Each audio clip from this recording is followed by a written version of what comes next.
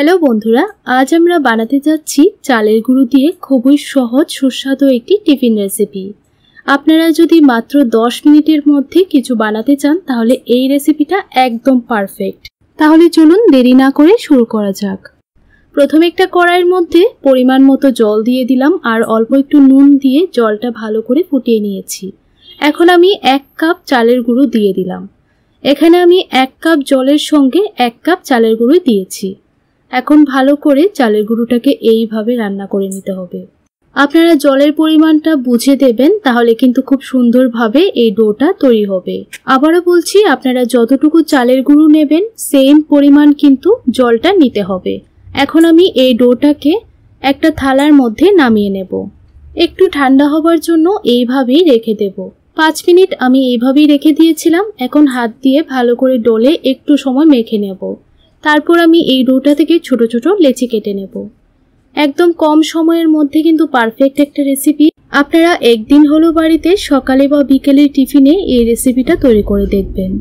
আপনার বাড়ির সবাই খেয়ে খুব পছন্দ করবে আর আবারও বানিয়ে দেওয়ার জন্য রিকোয়েস্ট করবে।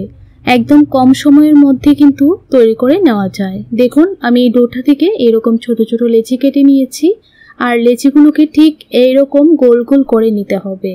এখন আমি এই থালাটা সাইড করে রেখে দিলাম। আবারও চুলার উপর কড়াইটা বসিয়ে দিলাম। 1 চামচ সাদা তেল দিয়ে দিলাম। তেলটা ভালো করে গরম করে নেব।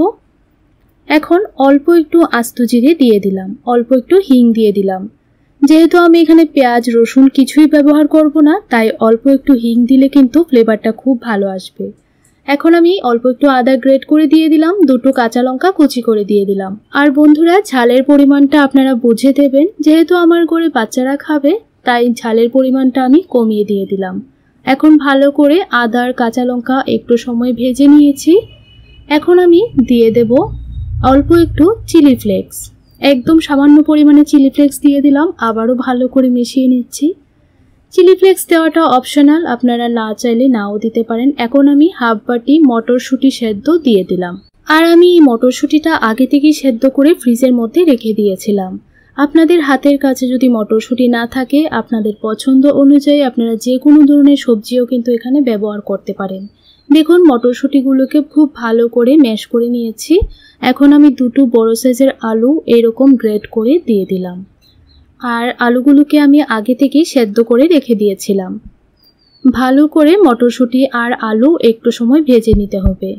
সামান্য পরিমাণে নুন দিয়ে দিচ্ছি আর দিয়ে দিচ্ছি 2 চামচ ম্যাগি মশলার গুঁড়ো। ম্যাগি মশলার গুঁড়োটা দিলে কিন্তু এই স্ন্যাক্সগুলো খেতে আরও বেশি ভালো লাগবে। আপনারা চাইলে ম্যাগি মশলার পরিবর্তে কিন্তু অন্য মশলাও দিতে পারেন, যেমন হাফ টিস্পুন ধনিয়া গুঁড়ো, হাফ টিস্পুন জিরে গুঁড়ো দিতে পারেন।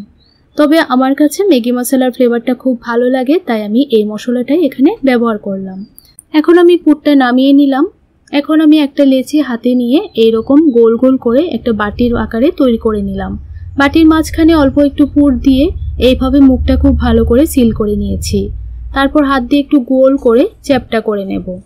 দেখুন বন্ধুরা, আপনারা ঠিক এইভাবে গোল গোল বাটির মতো করে মাঝখানে অল্প একটু পুর দিয়ে এরকম কচুরির মতো তৈরি করে নেবেন। বন্ধুরা, আপনারা কী রকমের রেসিপি দেখতে চান আমাকে কমেন্ট করে জানাবেন।